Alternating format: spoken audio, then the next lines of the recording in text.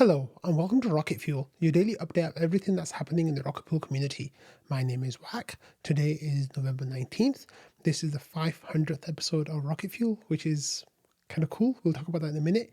But this episode is going to be talking about a new kind of court case that's happening in the US and its impact on DeFi and DAOs.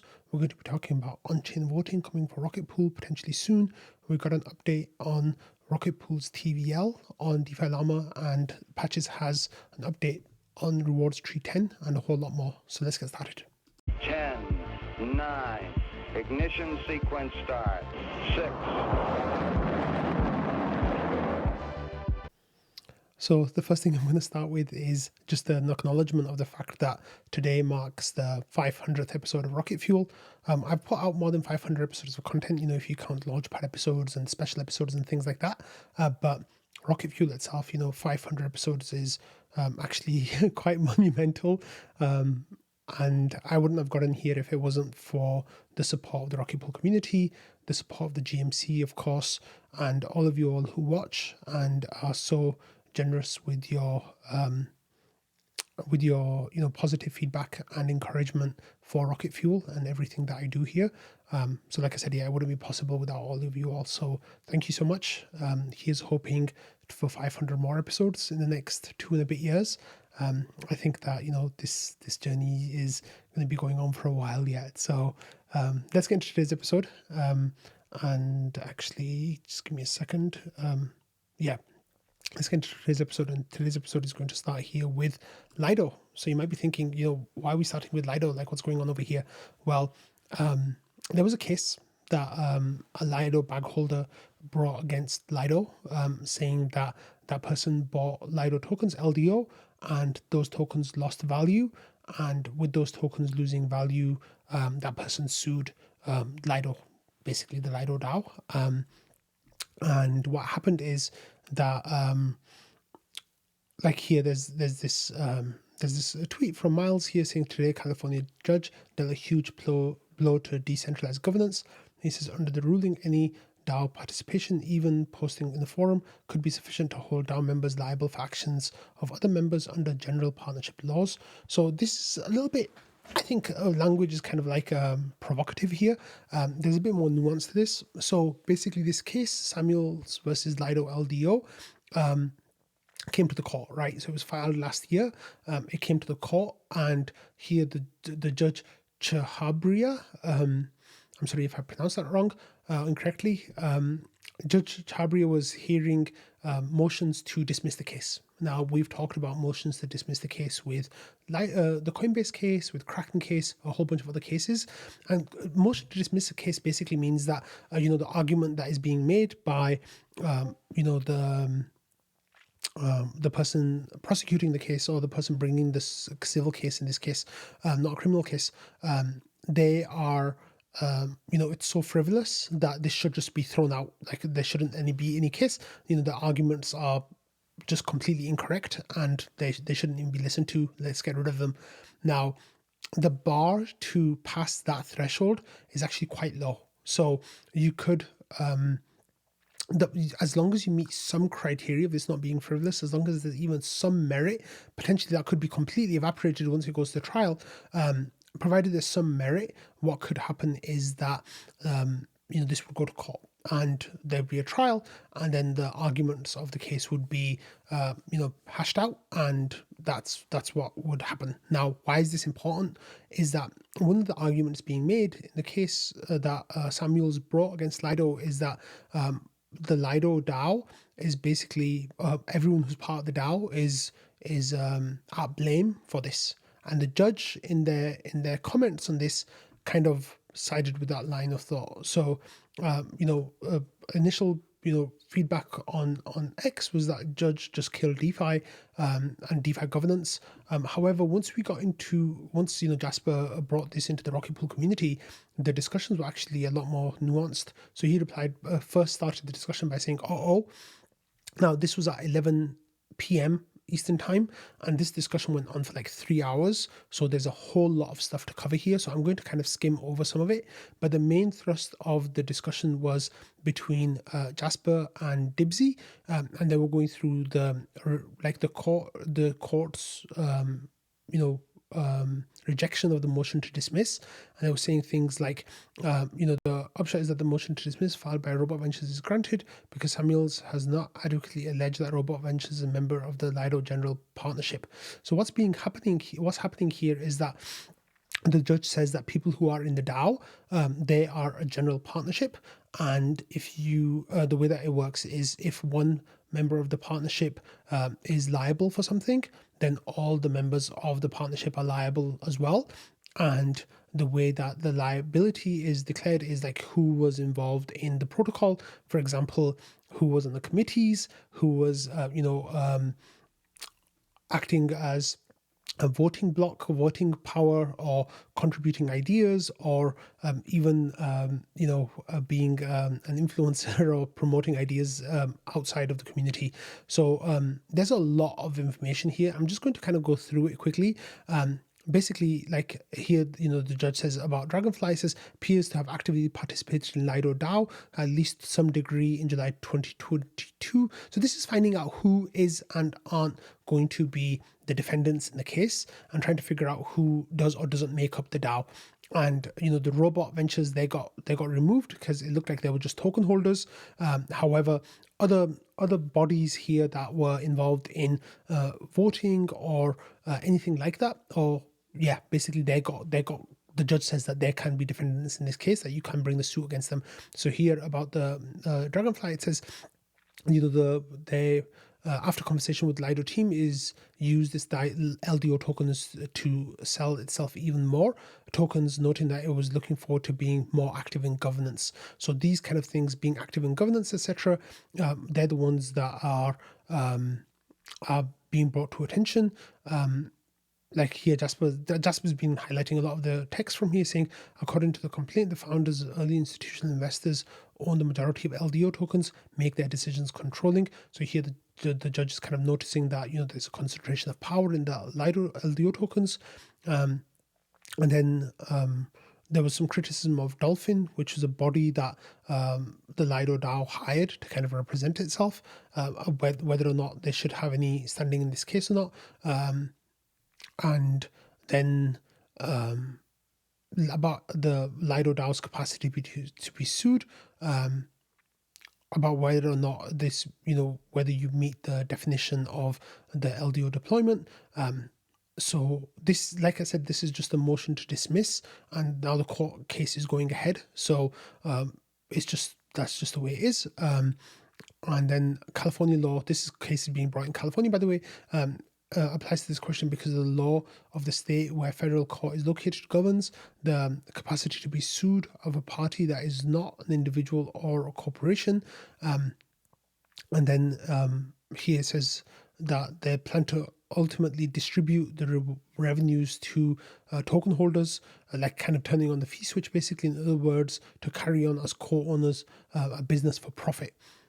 And there was ideas that, is this going to be worse for Rocket Pool? How does this apply to Rocket Pool? Of course, we very much pride ourselves on being decentralized governance with different, the community members like myself, Patches, Val, and others actually having more voting power in the protocol than team members do, which is quite interesting. And then, basically what would happen is, the worst case scenario is that basically the Rocket Pool DAO gets sued somehow, and that could be for a few different reasons. Please don't get ideas about suing Rocket Pool DAO right now. But and then basically the court would come after a whole bunch of people like in the community, like me and others. So scary. So anyway, what's happening here is that the judge basically is letting the court case go ahead, and this is going to be setting up DAOs as general partnerships.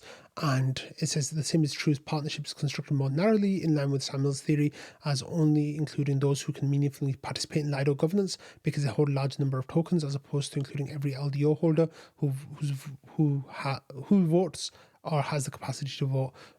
So it looks like that, like according to Jasper here and Dibsy, it seems like the ODAO and big whales in the community and maybe even committee members and big delegates would be would potentially be, on the hook if a similar lawsuit was brought against Rocket Pool DAO.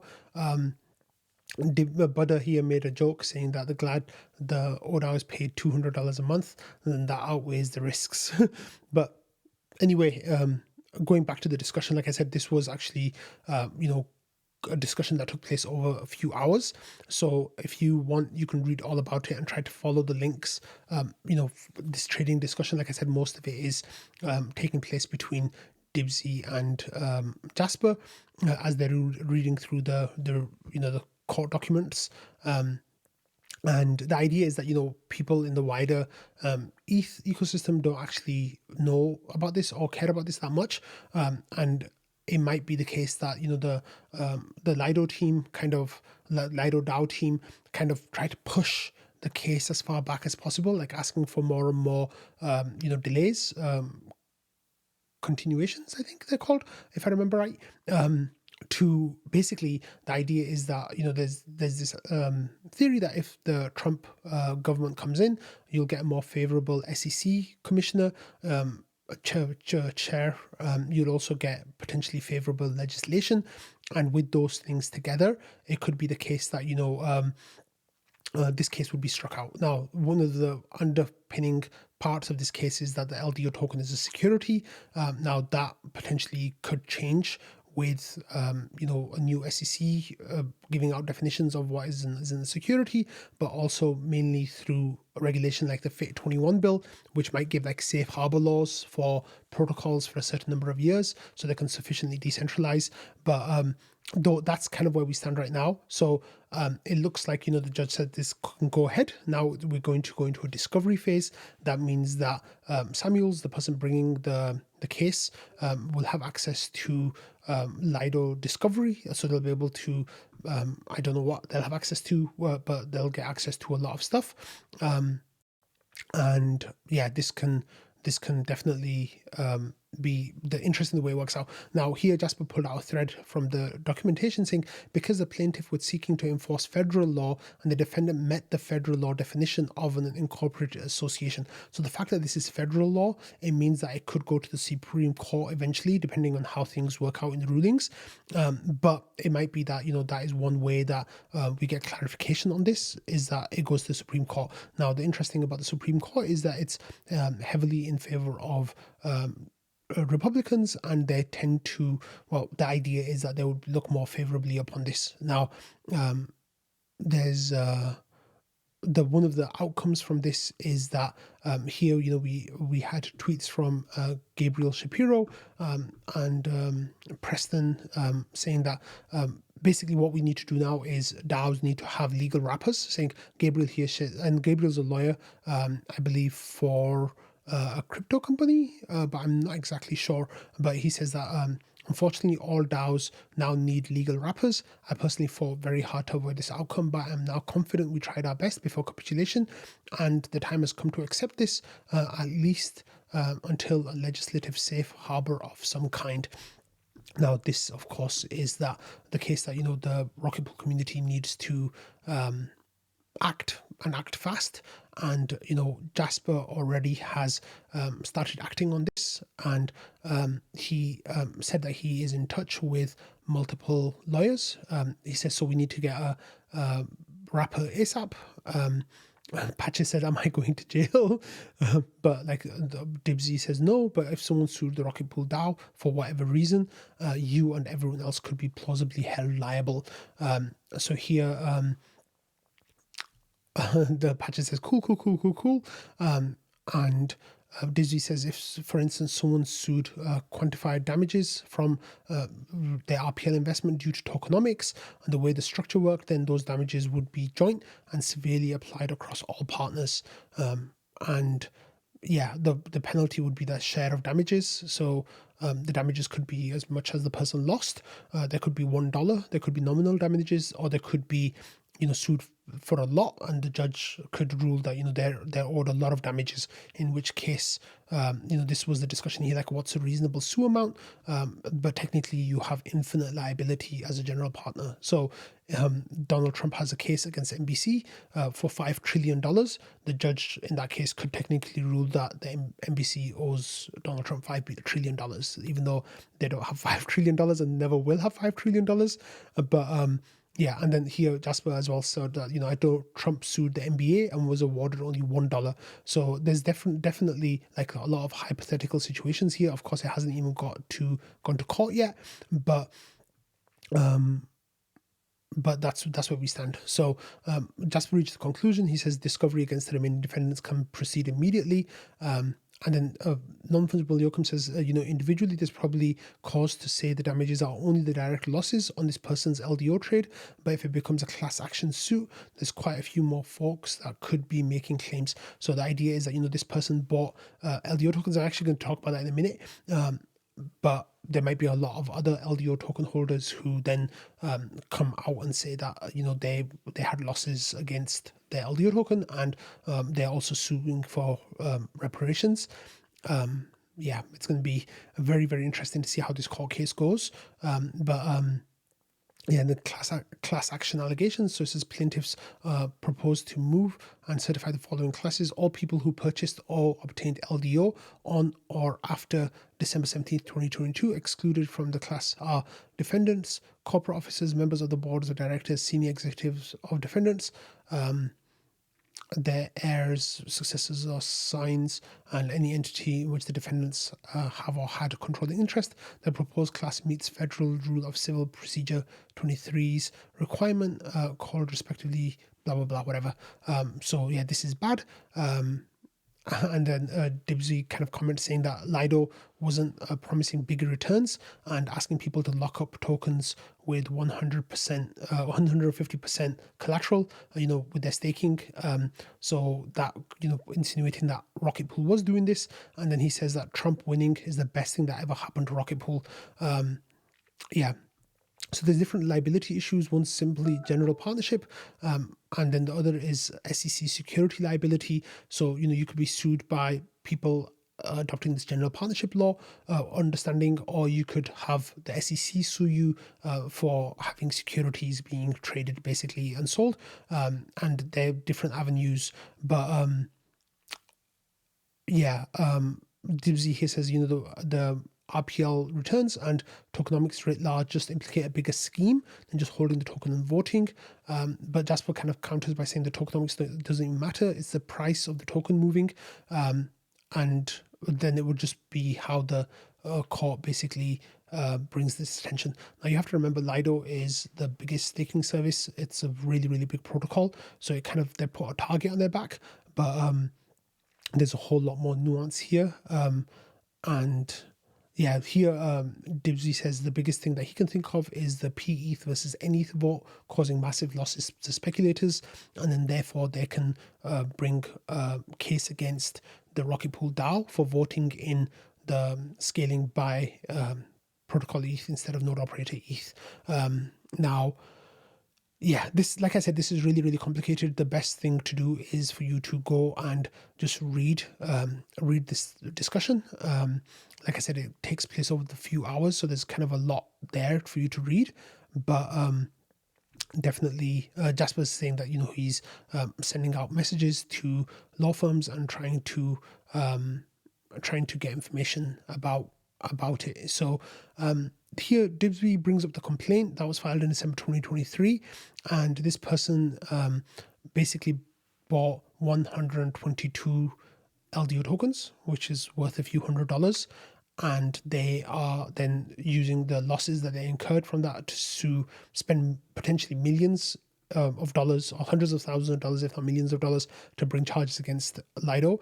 Now, this really does reek of a case that was brought against Pool Together. Now, Pool Together was a company where people put their stable coins or their ETH, and then Pool Together went and invested those and did stuff with it in DeFi, and the yield that was earned by that was given as a lottery to one person. court case was brought by a person who used to work with Elizabeth Warren, who put $10 worth of crypto into pool together and then sued them for being a illegal lottery, if I remember correctly. There were some charges, and eventually that person lost the case, and Pool Together actually won the case. Now, this one I think kind of has a similar vibe where there's a person who got some tokens just with the idea that the price might go down, and then therefore they could sue. I'm not sure what the full story is, the person bringing the case, but I don't want to speculate too much as well. But that's just kind of where things stand now. These are federal claims, not state claims. So there's definitely interesting things that's going to come out of this. And Dibsy here says that the governance tokens are securities; they're not commodities, and that's like what he thinks is the case. So this is definitely something that we're going to be keeping a close eye on, just because it has such a monumental impact on Rocket Pool potentially, and the way that we as a community and as a DAO operate. But like I said, there's a whole lot of stuff here, so if I made some mistakes in my explanation, I'm sorry about that. I tried my best to summarize things as they stand, but it's definitely a big deal. And we'll see how things play out. With Trump coming in, new SEC chair coming in, and potentially favorable legislation for crypto and tokens, means that this could change.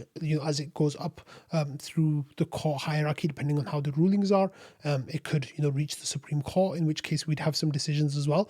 But where we should stand now is that Jasper has said that he's reached out to 2 different law teams and trying to figure out what the paths might be, and getting wrappers for the community as an LLC, so there's limited liability, not infinite liability. Okay, we already talked about Gabriel's tweet here. And then we have Amin here who tweeted saying that, what do we want justice DAO.org and Let's Get High have in common? The first proposal to both was for ratifying the charter of a Wyoming DAO, UNA, which provides limited liability protections for DAO members for the actions of other DAO members. So he says, under this setup, the DAO members cannot be held liable for the actions, proposals, votes of other DAO members, unlike in general partnership. So there might be some paths here that you could take. Now, I don't know if that would apply retroactively or not. I don't know how this will all work, but it seems like there is some stuff there.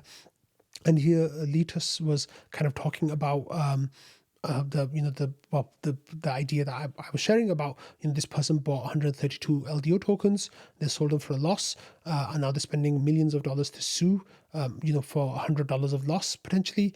It says, Gensler, take your buddy with you on the way out. Now, it's going to be, I don't know, how conspiracy theory-ish that is or not, but that's kind of where we stand. Funnily enough, Jasper put out a tweet saying that his account now is a medical education account and not a crypto/rocket pool account. His bio still does say, his bio says that he is a Rocket Pool community advocate, asking, is your LST safe? I don't know if he updated it recently, but it used to say that he was a member of the IMC, which he's a member of the IMC.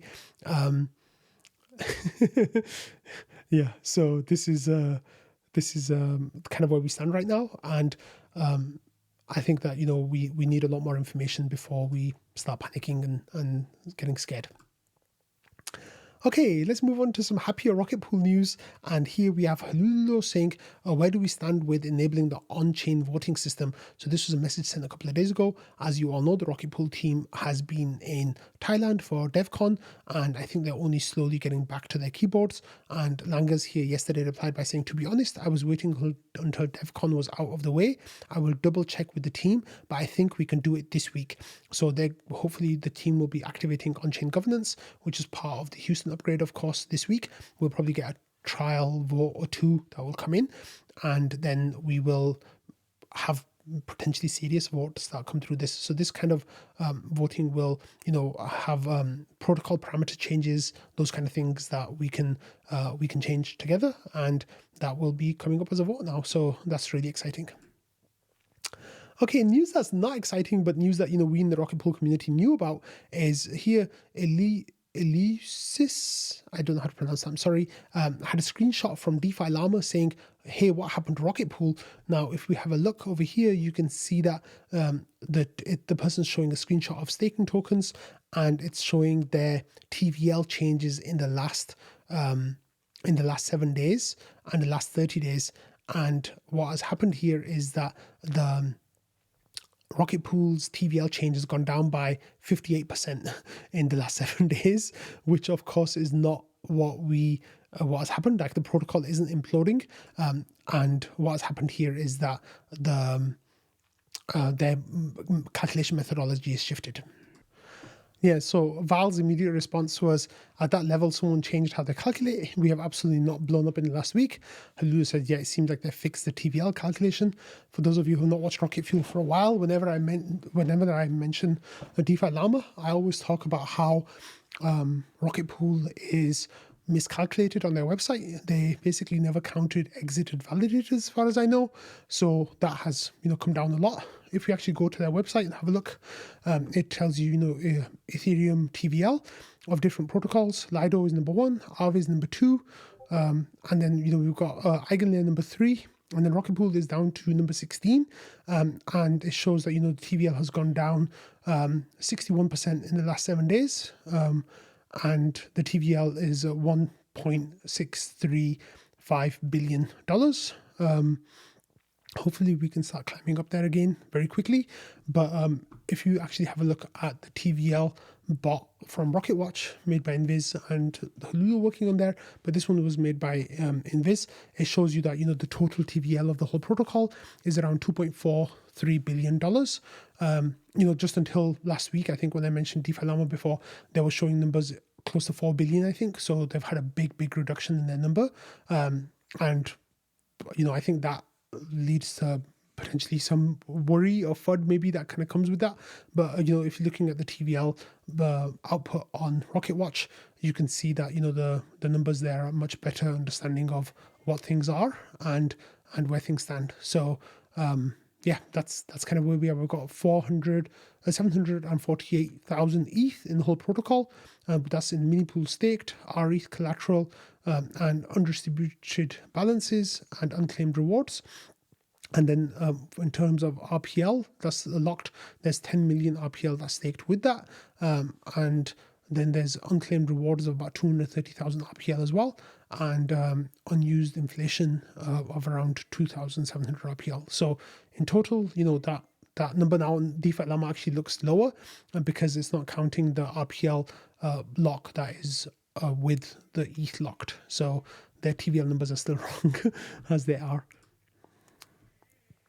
Okay, there was a question here from Dago Duck saying, have devs figured out rewards tree generation for the next upcoming distribution? And of course, the next rewards period starts on the one in 2 days, and that is not ready yet. So this kind of started in a discussion about when the tree generation would be ready, and very quickly we had Langers had put an announcement a few weeks ago saying that they were not going to be ready for this period, but they should be ready for the period that is in December. And then Patches kind of came back in and says that rewards period 28 will have no bonus commission. That's the one that was already gone. Rewards period 29, and that's the one before Saturn Zero. It happened a few days earlier. Then the rewards period 29, which is the one that is started a month ago. No, that doesn't. Yeah, okay, yeah, sorry. Yeah, so rewards period 9 started, 3.5 weeks ago, or nearly 4 weeks ago, and it finishes tomorrow. So for that one, there'll be no bonus commission. And then rewards period 30 is the one that's going to start in 2 days, and that's going to go until December. That is when we'll get the bonus commission. So Patches here kind of explained what was happening. So he says Saturn Zero launched like a few hours after the rewards period 28 finished. So technically, he says this is the first rewards period, refers to period 29, and it's going to end in 2 days. They were saying that basically he was kind of explaining, he says they still have to tweak the back off strategy, but otherwise it's looking quite good. He says that I'm hoping to have time after like today and release version 10 to DevNet. So it looks like we're very close to getting it on DevNet, which is nice because it's going to take a couple of weeks on DevNet before things are tested, and then it'll have to be go through the process to get accepted. So yeah, that's kind of where we stand right now. So it looks like things are still on track for the next rewards period, which is in 4 weeks' time, to have the correct rewards for the ETH-only validators. Okay, and then we have another day, another RPL low against ETH. So the new low is 0.003088887. That was overnight. Let me see if we've actually had a lower one since then. Sorry, I should have had this open before. And yeah, that's the same one. So that was updated for the ETH ratio was updated about 12 hours ago. And the last update for USD price was updated on 5th of November. So that was about 2 weeks ago. That's where we stand right now. Like, crypto price actions are not looking good, sadly. And RPL is, well, some crypto price actions are not looking good. Sadly, if you're in BTC, it looks like it's ready to hit a new all-time high again. It's been at 93,200 right now, as I can see on my screen. And it looks like it just hit a new all-time high of 93,365. So there's a new all-time high in Bitcoin, basically in the last few minutes, just while I was recording. And yeah, let me just make sure that that's the case. That was while I was recording. Yeah, basically just a little while ago. However, ETH in that time has not performed as strongly. BTC is kind of going up and to the right. ETH is looking kind of flat.